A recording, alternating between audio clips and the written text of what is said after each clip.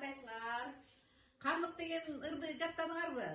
Карлык деген ырдын сөзүн Үмүт Абдыраманова жазды эле.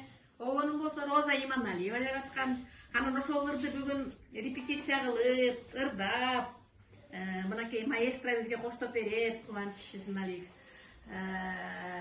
Көнүгөлү кыздар, даярсыңарбы? Даяр. Кеттик.